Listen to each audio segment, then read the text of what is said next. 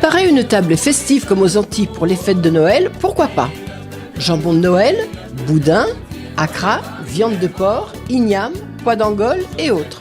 Encore faut-il trouver ces ingrédients. Et oui, c'est possible en allant chez Tropic Marché, 2 rue du Moutier à Saint-Ouen.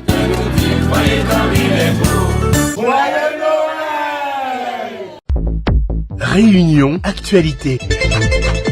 Au menu de cette édition, disparition de Christian dit Bonbon. Il a laissé des messages inquiétants. Son fils Sullivan nous appelait pour tenter de le retrouver, malheureusement en vain. 49.3, motion de censure, démission du gouvernement, allocution du président. Nous commenterons largement l'actualité politique. Nous suivrons le combat de Janie, atteint de craniosténose. Sa maman Sylvie se bat pour son suivi depuis 2020. La prime de Noël ne sera pas versée le 13 décembre. On vous en dit plus dans ce journal. Météo, le soleil dominera largement. Température de saison, météo complète à la fin de cette édition.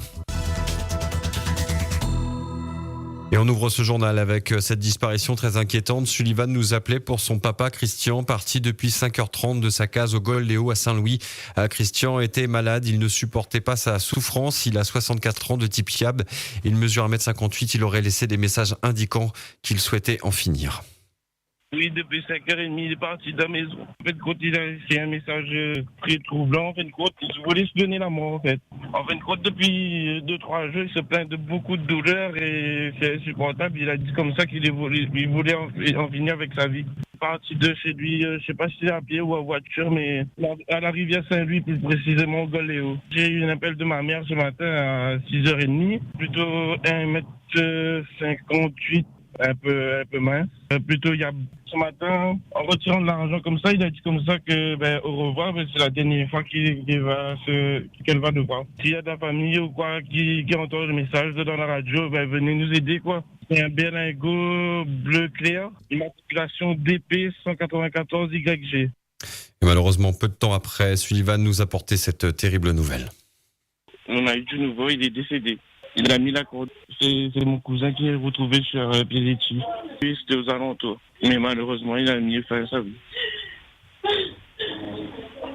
Ma maman n'est pas bien du tout. Ma soeur aussi pareil.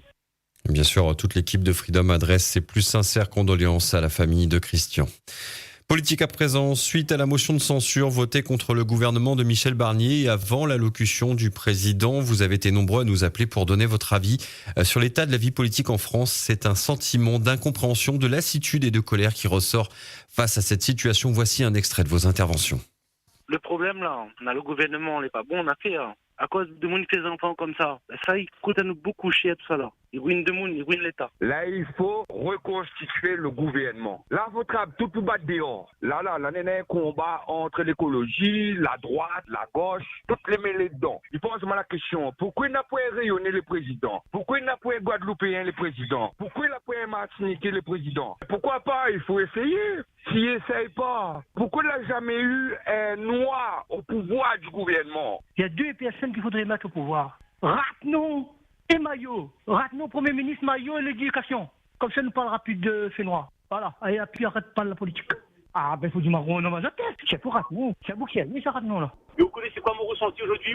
C'est la honte. C'est la honte. C'est la honte. Depuis les dernières élections législatives, la France l'entraîne tout nez au vinaigre. N'a plus un qui entend avec un élode. Toute l'entraîne mange à zot comme chat et chien. C'est juste pour le pouvoir. Pour régner, les inadmissibles que ça t'y prend les Français en otage, ça nous détruire la France. Et bien sûr, nous avons largement continué à parler politique avec le discours d'Emmanuel Macron hier soir, avec la motion de censure qui a été déposée, la démission du gouvernement. Que pensez-vous de l'intervention du président de la République?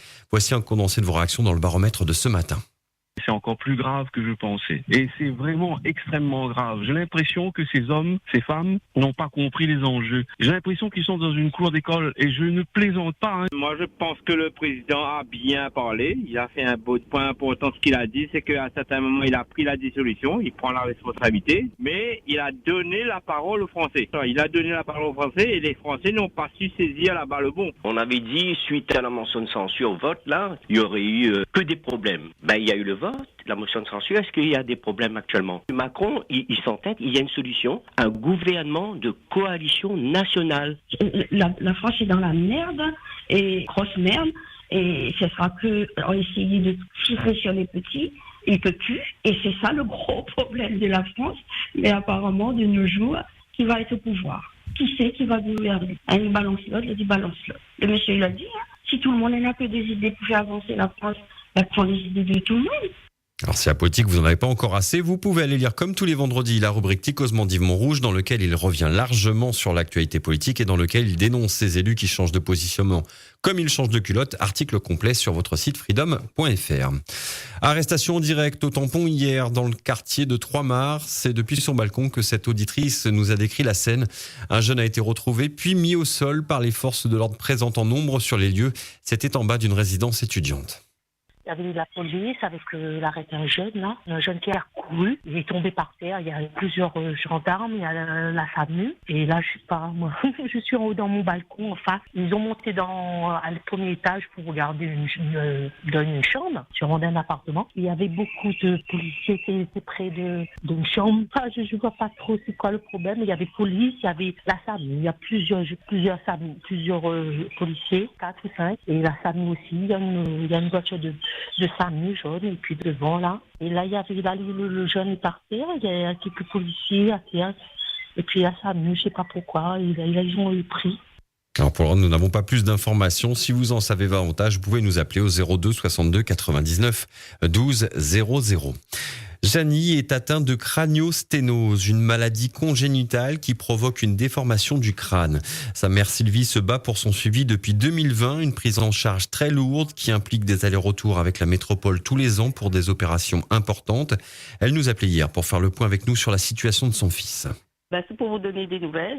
Pour l'instant, il va bien. Il doit se faire opérer dans quelques semaines. Ensuite, il va retourner en décembre 2025. Ça sera à chaque fois comme ça jusqu'à l'âge de ses 18 ans. C'est une déformation du crâne. Il a aussi des problèmes de respiration. Là, cette année, ils vont opérer ses cloisons nasales parce que ça s'est refermé. Il a un syndrome qu'ils appellent le syndrome de Crouzon. Et c'est le seul cas à La Réunion qui est le plus sévère comme craniosténose. Là, ça fait la 7e fois. Depuis 2020, il fait des allers-retours. Là, normalement, son opération c'est programmé dans quelques semaines. Puis après, à la suite de ça, il va falloir refaire tout son visage aussi pour remodeler. Il y a les yeux qui sortent beaucoup. Il a la malformation faciale aussi. Tout le visage, tout ça, jusqu'à ses 18 ans, il faudra qu'il rentre, qu'il repart. C'est tous les années comme ça, en fait. Un combat de longue haleine pour Janie et pour sa mère Sylvie qui ne lâche rien depuis des années. À prime de Noël 2024, le versement sera retardé de plusieurs jours, destiné à soutenir les foyers les plus modestes. Elle sera versée plus tard cette année, initialement prévue pour le 13 décembre. Elle sera finalement créditée à partir du 17 décembre, soit seulement une semaine avant Noël. Ce décalage n'est pas expliqué par les autorités. Il laisse peu de temps aux bénéficiaires pour préparer les fêtes. Dans notre émission Freedom, nos invités cette semaine, nous avons reçu Timat et DJ Phil. Les artistes ont conquis la jeunesse depuis des années et continuent de les faire danser, mais dont les titres touchent toutes les générations. Magali de Plateau-Caillou en fait partie des auditeurs qui ont eu la chance d'échanger avec nos invités mercredi. Elle a la cinquantaine et elle est très fan. Alors, moi, c'est Magali de Plateau-Caillou. Je crois qu'on a fait une chanson sur Magali. Ah ouais, non, longtemps, il fait longtemps de ouf. Donc, moi, c'est pas la génération Timat, mais il y a deux chansons là. Et puis la petite chanson L'Essentiel, ni que depuis le titre. En fin de compte, c'est la génération de ma fille, elle a 22 ans. Mais ma la suive un peu. Et puis un jour, je la trouve rencontre dans un mariage, où t'es pas chanteur, où t'es invité. Très sympa, m'a fait une belle rencontre. Et Missy va m'a dit vraiment, mais pas. Après, où c'est Timat.